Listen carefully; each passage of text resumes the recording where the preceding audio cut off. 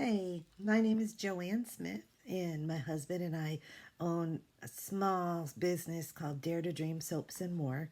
This is going to be a two-part series, with the first part being how I got my brain injury and how we run our household with such, at times, very many limitations. And you just saw one right there. That is my brain on the fritz. So if you could bear with me and just laugh along with me, that would be great. So let's get started. Josh and I have a little boy. His name is Michael. And he is 9 years old and the hottest shit you've ever seen. I mean, that kid is, he's pretty awesome. Uh, 5 years ago, I was attacked from behind and I was hit 16 times over the head and face with a metal handle to a meat slicer. And that pretty much did a number on us. My head and face were crushed. I've had numerous surgeries, my implants. I'm all through of titanium all through here. And we manage slowly some days, very slow. From the attack, I have seizures. And on the very next day, a lot of times with seizures, I'm down for the count. I can't function. I wouldn't even trust myself walking up our front steps. But so on those days, Josh takes over and does the cooking and the cleaning and the taking care of Michael while I'd rest. And if I don't rest, then we can expect another seizure that night.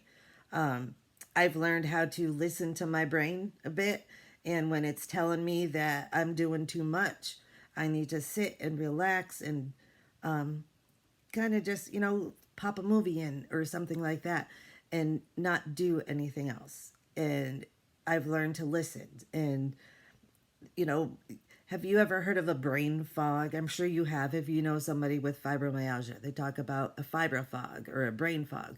I get that all the time. And if I don't listen to that, then we can almost guarantee a seizure.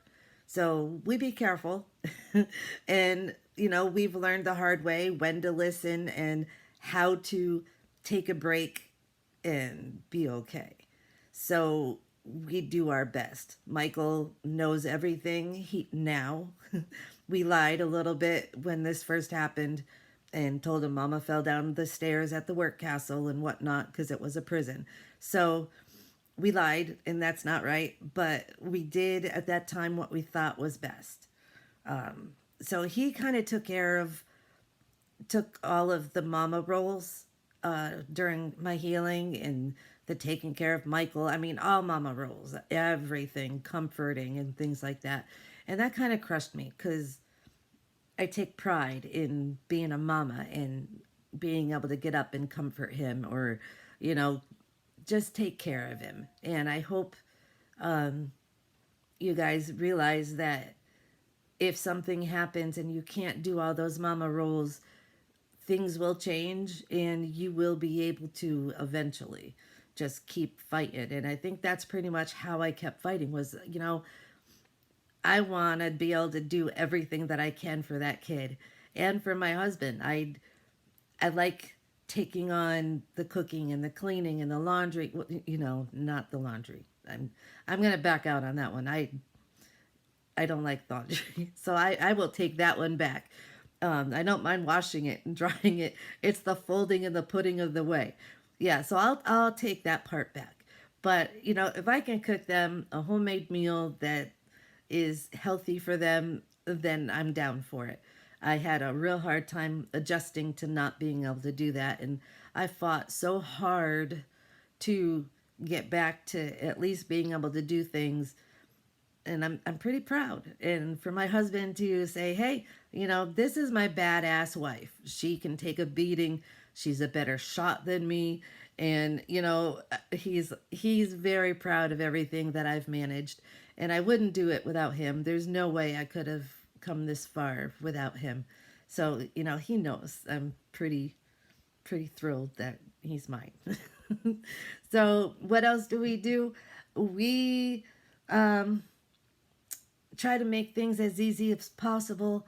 We, cut corners and plan ahead and write things down and do everything to keep my brain active. And in order to do that, silly things like word searches and crocheting and, anything that keeps my hand-eye coordination going, that's what we do. And,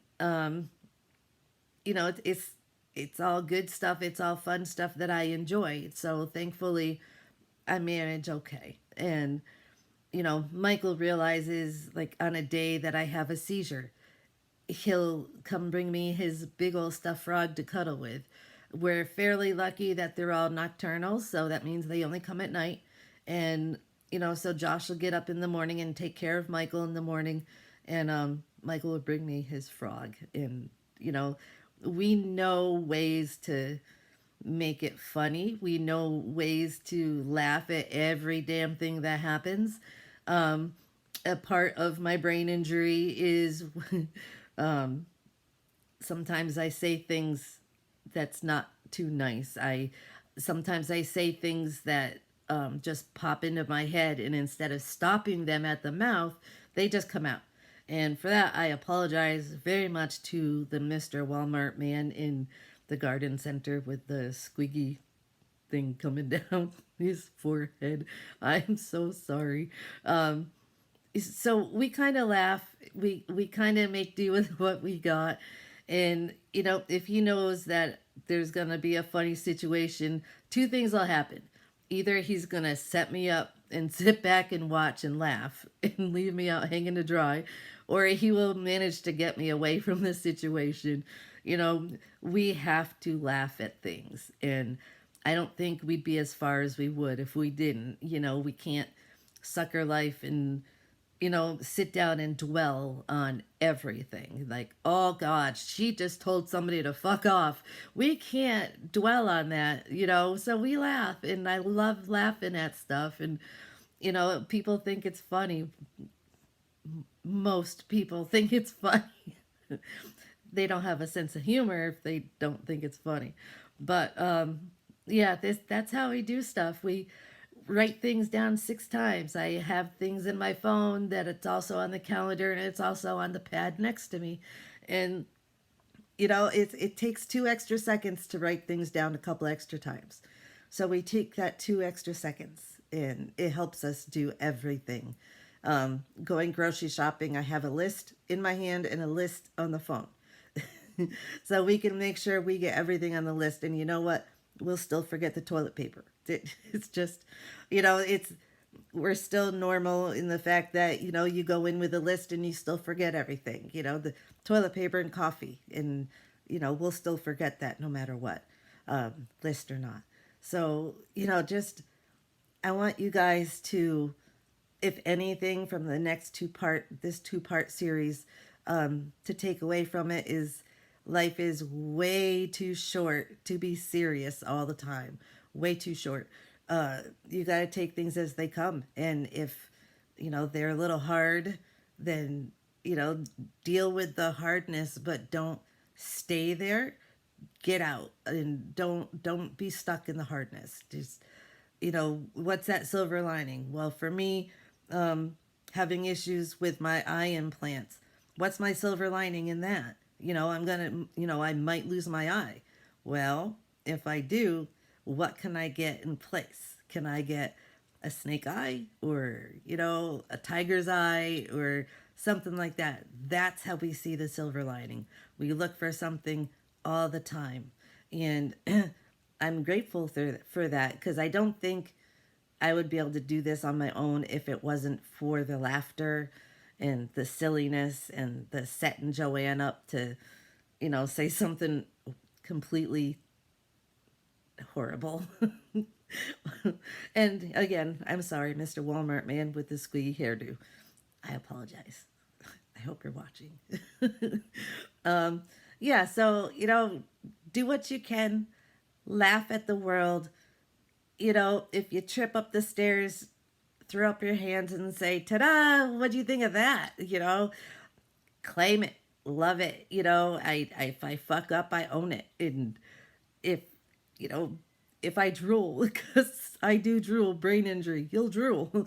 If I drool while I'm talking, sorry about that. I just drooled all over the place. Own it and laugh at it and make the other person laugh so they don't feel uncomfortable. Somehow get them laughing. But that's how we manage. That's how we do life with brain injury and with a little boy who shouldn't know these things but does. And he manages. He's huge. He's a very very old soul, and I don't know what I'd do without him. But yeah, if you can tune in next week, it's going to be the second part, and that's why we started this business and how we just laugh at it. That's part of it. How we manage our home and a business with brain injury and seizures. And I hope you will join us then. And until then, laugh at the world, laugh at yourself, and enjoy life. I'll talk to you all later. Bye.